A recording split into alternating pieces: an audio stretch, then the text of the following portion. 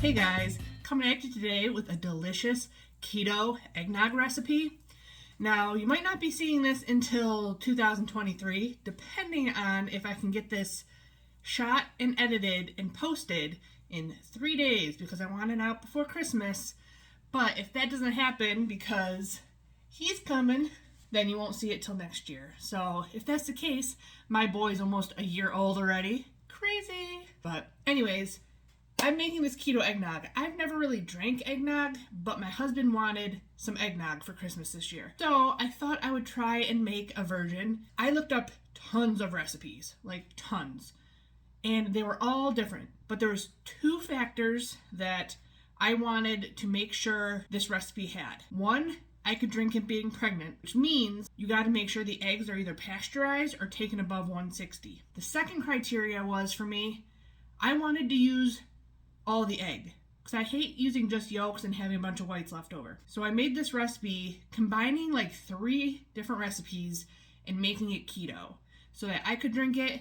My husband really enjoyed it with some bourbon, so did my mother-in-law and an uncle-in-law of mine. So let's get started on this recipe.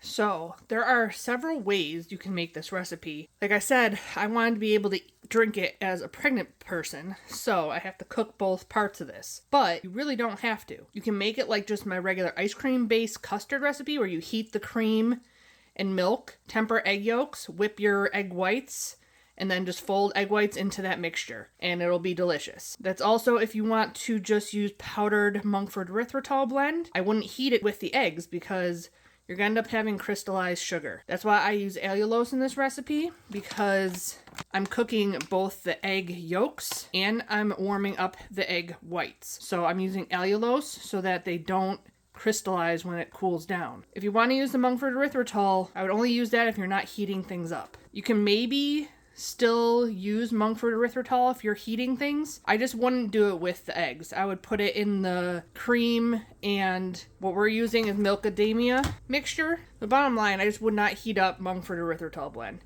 So there's a lot of different ways you can make this, and if I don't cover everything in this video, I will have it in the blog post, which is always in the description box. There is a link to my blog post with all the different variations I can think of.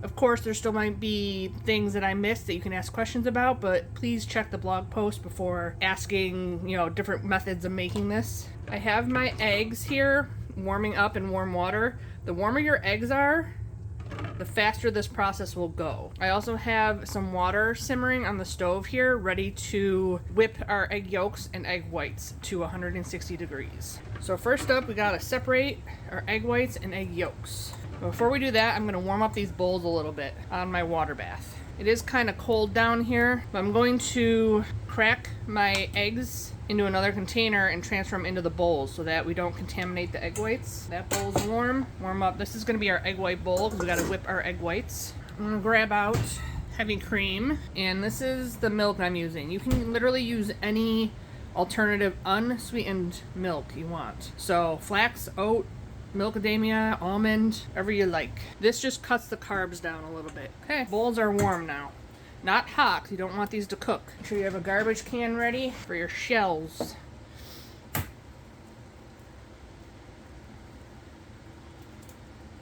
So when you got one in there, put it into your bowl so you don't accidentally get yolk in one.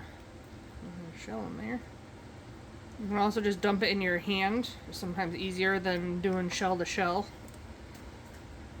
This recipe is also going to make, if you want to cut it down, you can. Also, the sweetness level is completely up to you on this. I followed a couple different recipes. Like I said, I looked up a bunch of different recipes, and allulose is less sweet, so I upped it from the recipe that I went off of. And then I also added some vanilla stevia to it. So I thought it needed a little bit more sweetness. So I would start with your granular or your powdered sweetener, so allulose or your powdered Monkford erythritol in your base, and then sweeten it with a little bit of stevia as you go. Stevia is really powerful, so only start with a little at a time. You can also use liquid monk fruit if you prefer.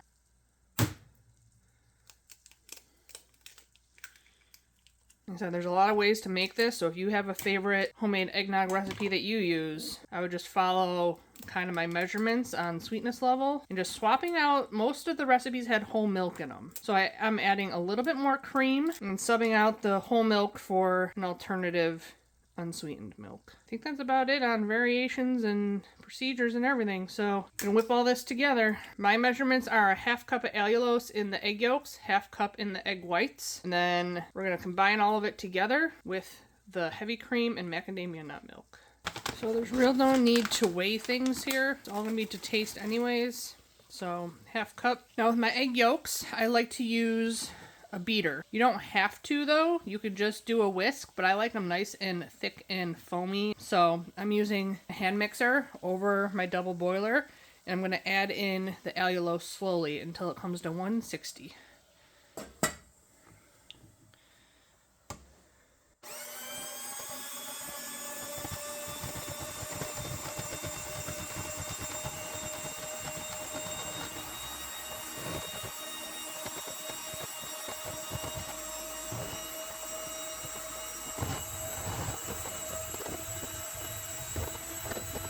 I got readings of 160 real fast because my eggs were warm.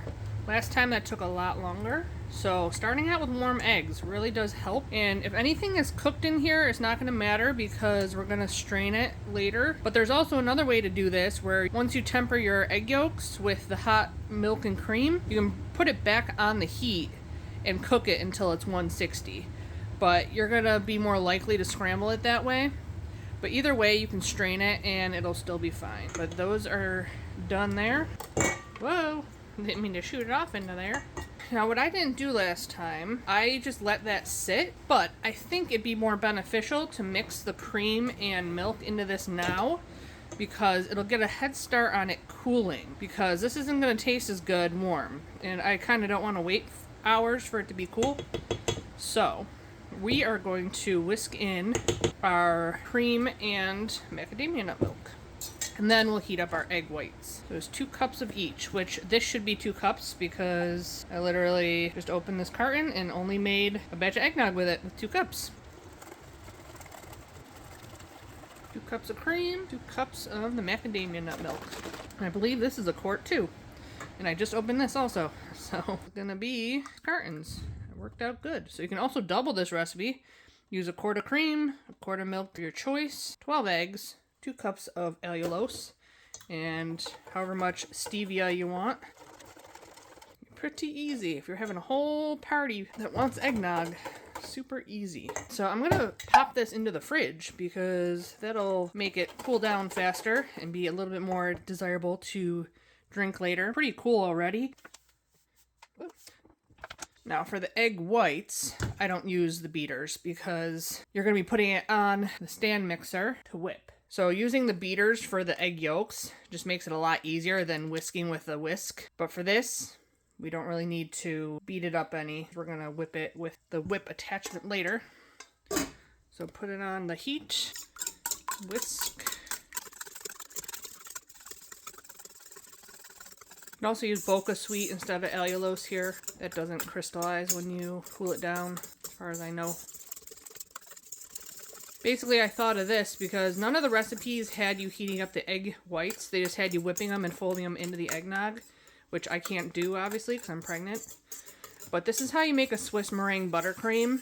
You heat up the sugar and egg whites, and then whip it, and then you add butter to make a Swiss meringue buttercream. So that's why I thought about doing this with the egg whites, then just folding it into the eggnog. So we're just gonna whisk it until it's 160 degrees. It's already at 103, so it shouldn't take too long. You'll know it's almost there when it becomes less goopy and more liquidy looking.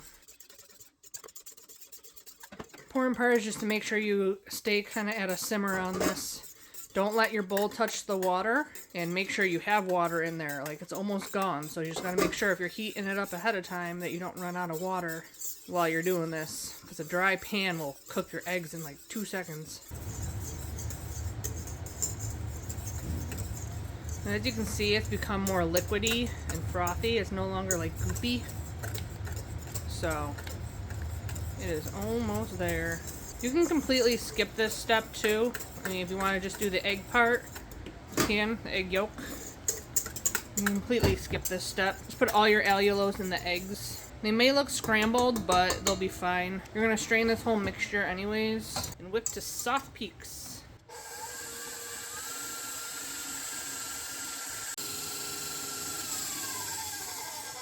Those look good to me. A little bit past soft peaks, more like stiff.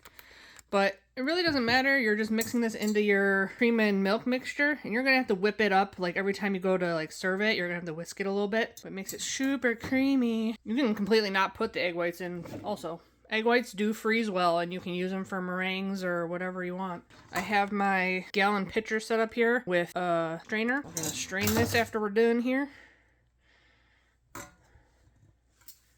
Be good if you can see what I'm doing, huh? I'm taking the egg whites a little bit too far, but they're cooked. It's all going to be nice and thick and creamy in here. Yeah, I've never had it or made eggnog before, so if you have a favorite recipe, just use that and use my measurements for sweetness and my knowledge about sugars and keto sugars and adding them into things and not heating certain ones. That's what I'm here for. So before I put nutmeg in this before I strained it. I feel like I lost some of the nutmeg, so I'm gonna strain it first and then add nutmeg to it. See what I'm doing? May need to do a little. This is a really fine mesh strainer. Catch all your egg whites and yolks that are cooked. Don't want in your nog. The simplest recipe I found by far was Alton Brown's. It was literally just whip your egg yolks with the sugar, add the cream, whip the egg whites, add it to the mixture, and that was it. So if you want to do that, I would use a powdered sweetener of choice, just so you don't get graininess. And follow his recipe.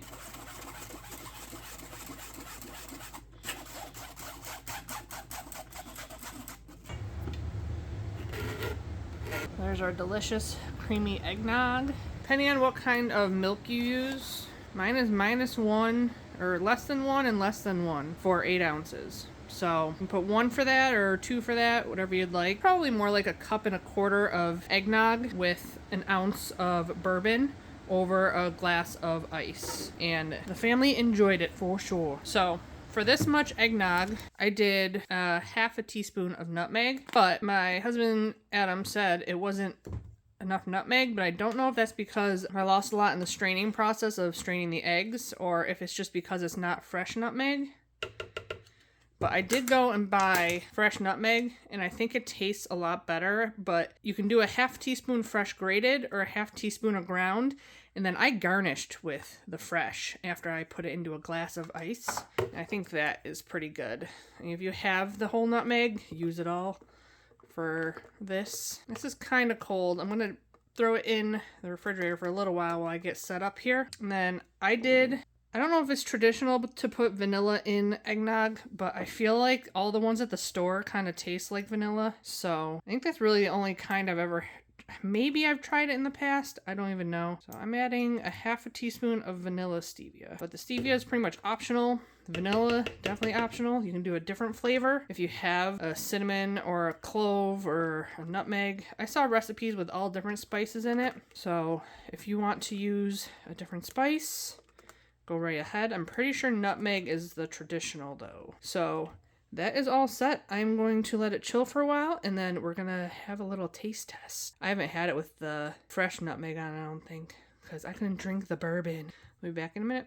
Okay, it's time to make up this eggnog. So I have a microplane here to grate some fresh nutmeg on top. If you're gonna make this with alcohol, there's a lot of different ways you can do it, because I saw Alton Brown's had brandy, bourbon, and rum in it. So if you want to look up ratios and different mix-ins and stuff, definitely just go online. I mean, all liquor, brown liquor is usually carb-free, except for maybe brandy might be a little bit sweetened. I'm not sure, but do your research on that. Like I said, my husband just did 1 ounce of bourbon. What we did, though, to make it not all alcoholic, which a lot of the recipes did call for just putting the alcohol right in it, just do it per person per glass. Like, I don't think it's really that big a deal. I would say only make this a day or 2 ahead of time. I wouldn't keep it for more than a week. Give it a good stir before you pour it into your glass.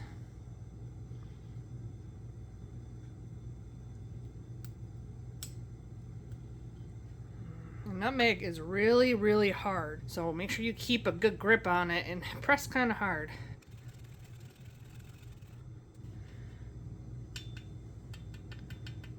There is my glass of eggnog. I'm gonna take some pictures and give this guy a try. Okay, time to try this guy. Cheers.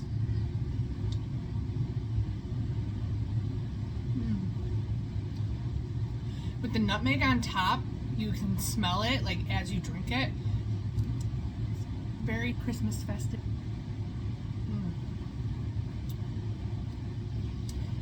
Now, like I said, I haven't really had eggnog, like, besides when I made it this weekend.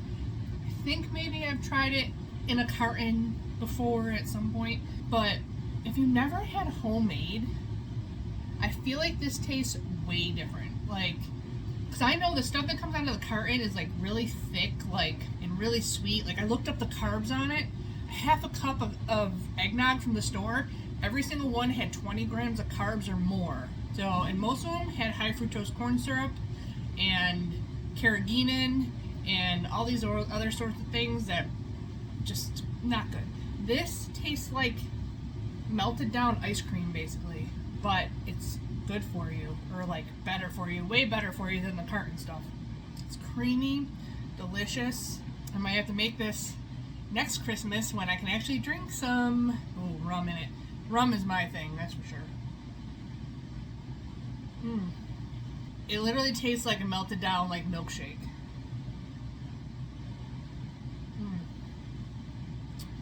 Yummy.